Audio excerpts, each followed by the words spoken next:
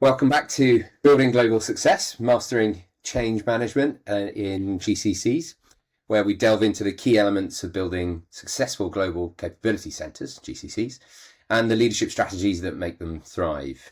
I'm your host today, Ray Mead. I'm a consultant in project management, transformation and change, and I'm based in Hampshire in the UK. And I'm thrilled to say I'm joined today by one of our members at the Leadership Collective, Kasey Dudley, Human Resources Director with Advanced Clinical out of Austin, Texas. Hi, Kasey. Hey there. How are you doing? I'm good. I'm good.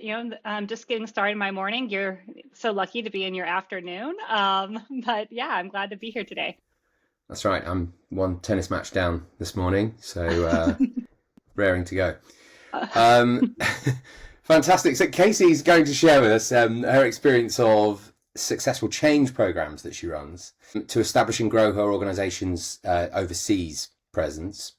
So Advanced Clinical, the organization she works for, now operates across 16 countries outside of the US, which makes her perfect person to consult really on our topic of change management in global organizations, which is what we're talking about today. So getting straight into it, Advanced Clinical then, it's a research services and strategic resourcing organization.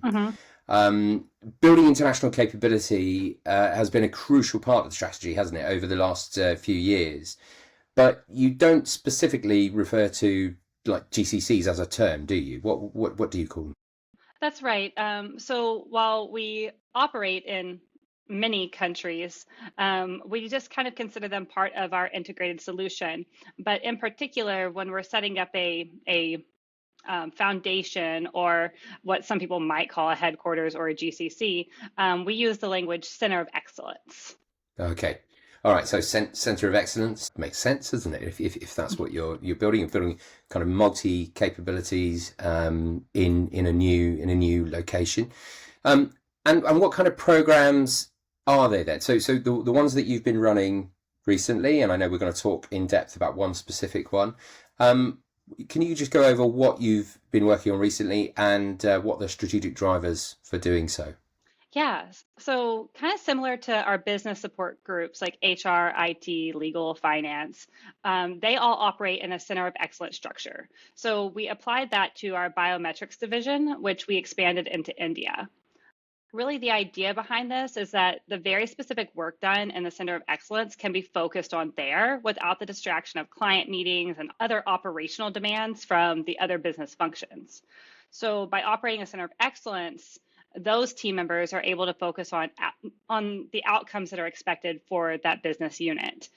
Using this language was really difficult at first, right? Center of Excellence can kind of seem intimidating to the rest of the workforce.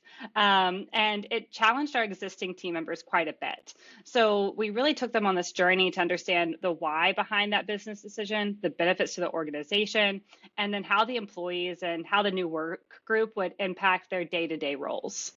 Yeah, absolutely. And we're going to get into that, I think, a bit later, because it's a really fascinating topic in terms of how you kind of approached that and managed it.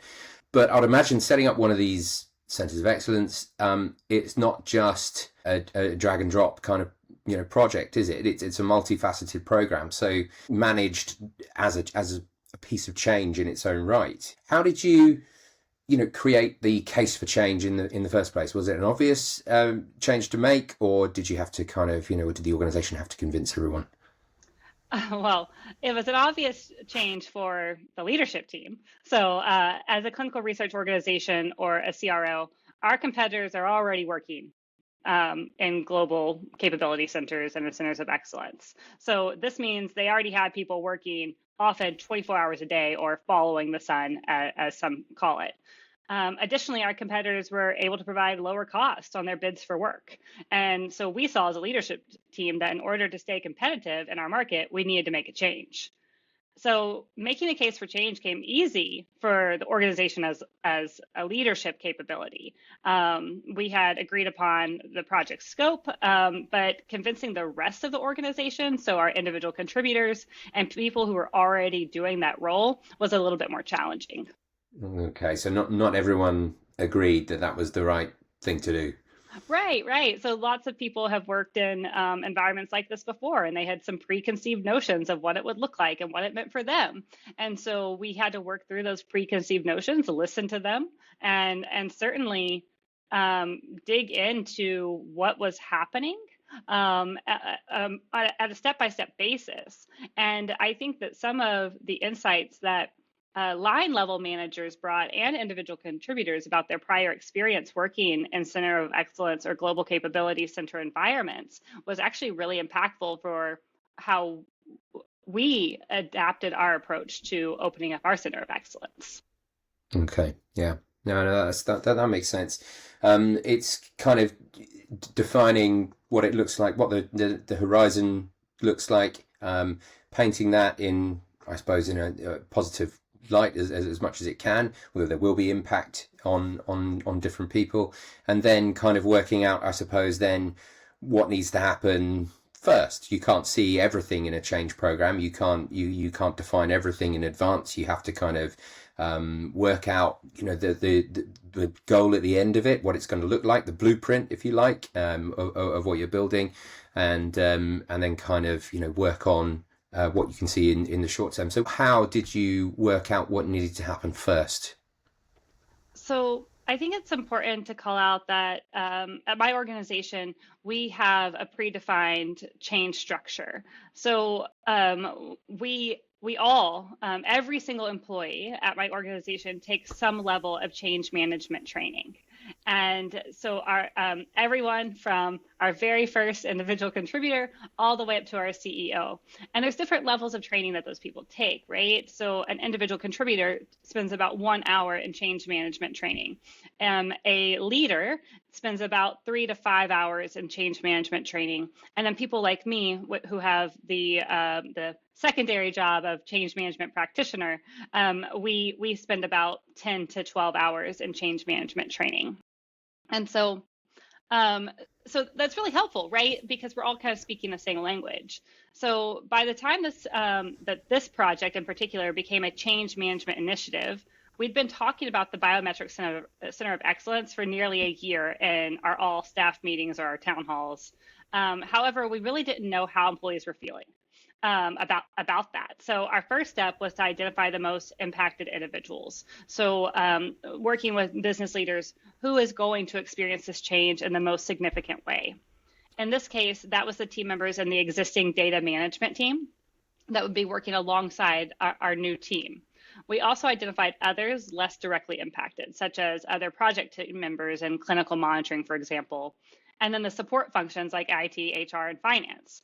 From there, we started working through the ADCAR journey for each group with a core focus directly on those impacted groups.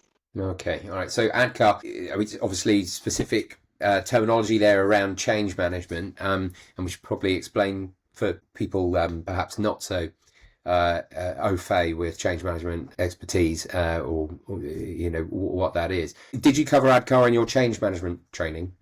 Absolutely. So all of our employees are familiar with the acronym ADCAR.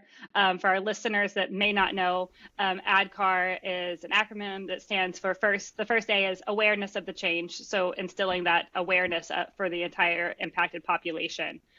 Second is desire to participate and or support the change. The K is knowledge of how to change. The second A in ADCAR is the ability to implement the required skills and behaviors. And then finally, the R is reinforcement, so that we can sustain the change. So I would say it's important to note that going through the ADCAR journey needs to be done in order. So it's sequential. An individual will not know how to internalize the knowledge of how to change and transform that into an ability unless they're already aware of and desire, or at least minimally accept the change. So this became vocabulary that everyone started to use in and around the program. Absolutely. And as I tested how people were feeling about the change throughout the process, we continue to use this language.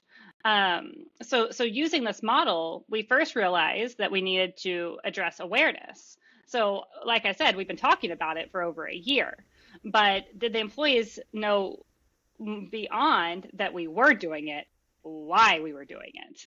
So for directly impacted employees, it was important to work through each step, recognizing for a change like this, desire was never going to be fully achieved. They don't care, right? There's very little what's in it for me, but it's understanding the benefits to the organization, which hopefully therefore translates to benefits for them as an individual. And for the less directly impacted groups, we were able to be a little bit looser in that format. Yeah, I find that you've kind of, if you can convince people that it's good for the organization, you kind of, you're halfway there. They kind of go along because they understand. And you mentioned that your competitors were already in India, so there's kind of like even if it doesn't sound like a desirable thing to do, like you say, it's something that, okay, well, this is what we're doing now, and therefore we'll start to go with the flow, and ultimately that's the kind of behavior you want, isn't it? I think it's Simon Sinek, isn't it, who says start with why, and it resonates quite well with change programs. You've got to really be clear about why we're doing this and what we want to get out of it, and then people will naturally kind of gravitate towards it, I find.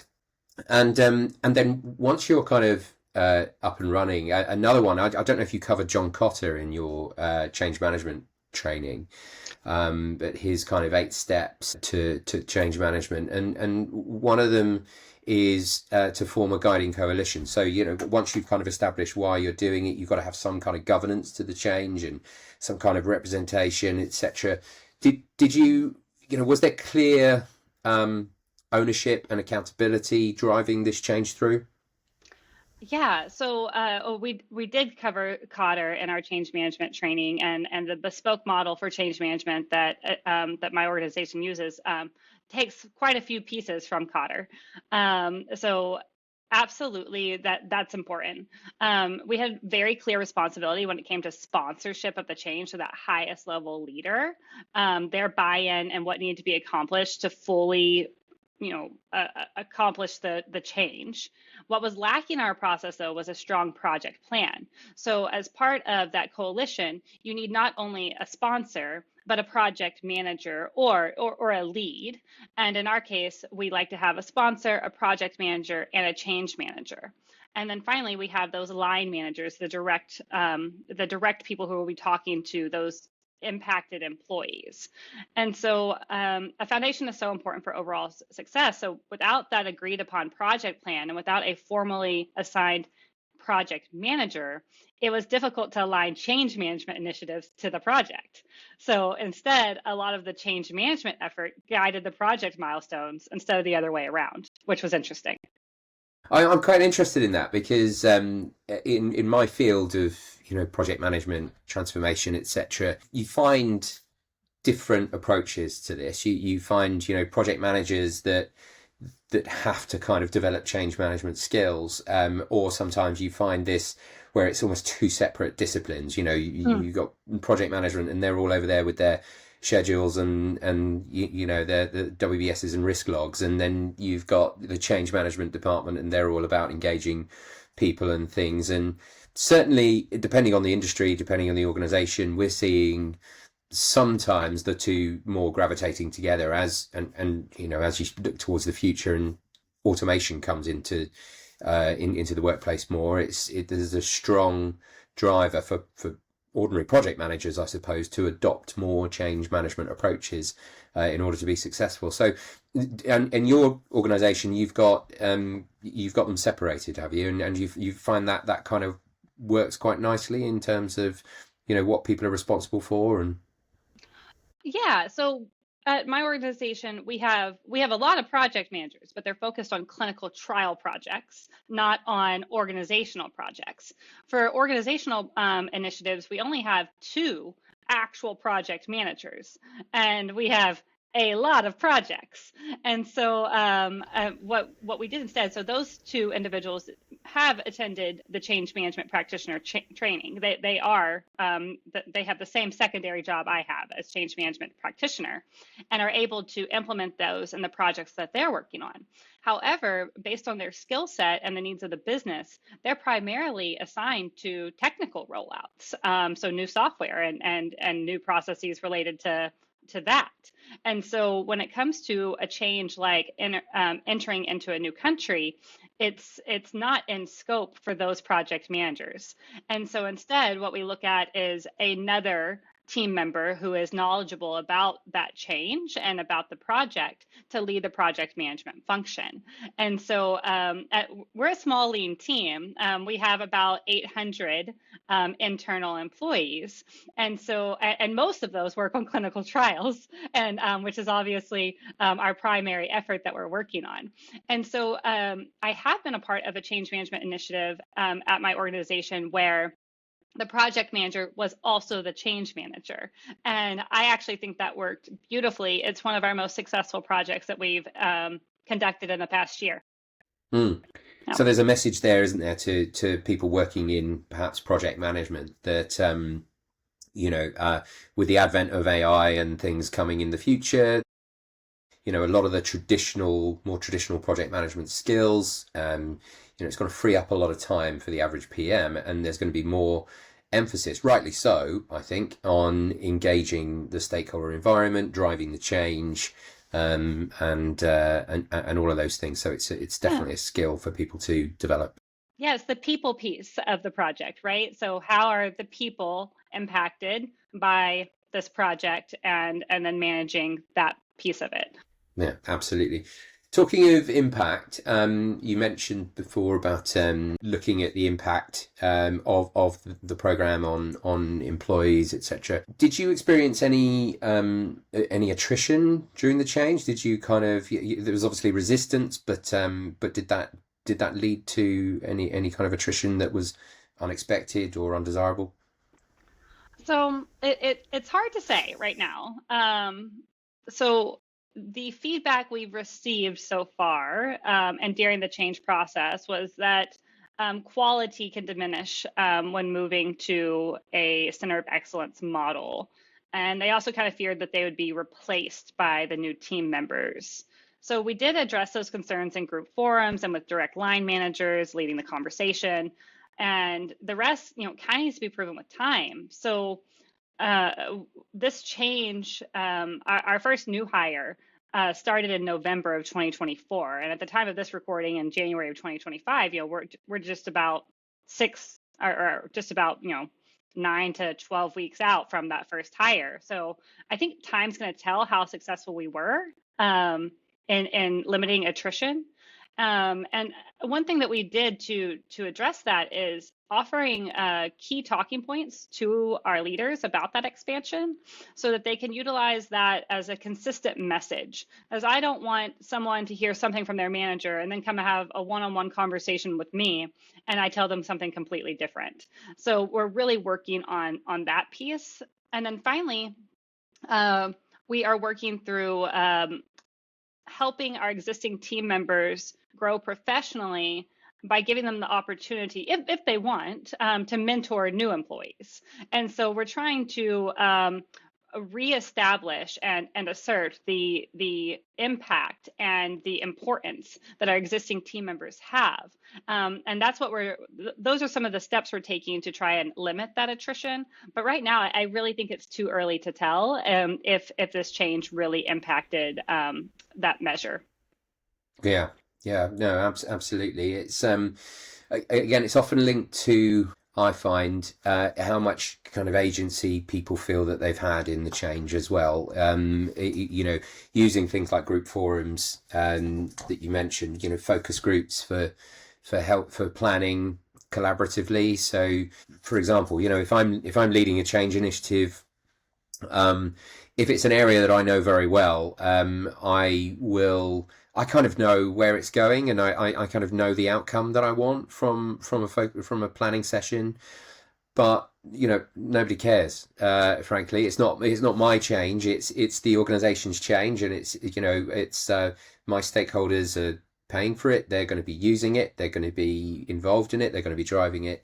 I'm just managing it. So I have to remember that, if I'm facilitating those sessions, I may know what I want to come out of it, but it's got to come from them. So it's more of a facilitation exercise, and the more that people then input, and the more that you kind of I suppose give them the chance to set the direction while nudging them in the right way, the more they feel part of it, and the more they will get involved in things like mentoring and things. The more they feel that they've got that kind of ownership of the direction.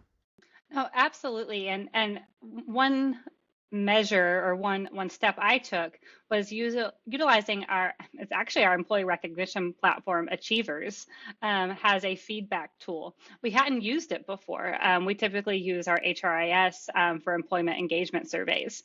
And so I used the feedback tool in our recognition software to allow employees to anonymously share where they were at in their ADCAR journey, and then also to share any comments that they had. And it truly was completely anonymous, as frustrating as that can be to the change manager. And so I wasn't surprised by the things I was hearing. To your point, right? I had things that I was anticipating I would hear from the employees, but that doesn't mean that they don't still want to say those things and have the opportunity to say their concern out loud, whether it be anonymous or in an open forum where they're talking to their leader. And by capturing those comments, we were able to adjust our communication plan to address their concerns. And so I believe that the employees heard us then directly talking to them instead of building communication plan based on my preconceived notions. They heard me answering their questions that they submitted. Yeah, very important. As I say, and I say this if I'm mentoring or coaching, project managers or anyone involved in transformation, don't disappear into the basement and produce all your plans and then suddenly emerge and go, ta-da, this is what we're doing, everyone. Because again, everyone will feel like it's something being done to them rather than something that, you're doing collectively as a whole. Excellent. Good to hear about it. Thanks very much, Kasey, for today. And I'll talk to you again very soon. Great. Talk soon. So once again, thank you for sharing your expertise, Kasey. Your insights on how to ensure the change aspects of building GCCs and centres of excellence and making sure that everything is managed smoothly will be incredibly valuable, I know, for our listeners and the any organisation seeking to build strong, integrated global teams. If you enjoyed this episode, don't forget to subscribe or leave a review and share it with others. You can also find mine and Kasey's LinkedIn profiles in the show notes if you want to connect with either of us directly, which we'd love to hear from you. Thanks for listening, and stay tuned for our next episode where we continue exploring leadership and global growth in the world of GCCs.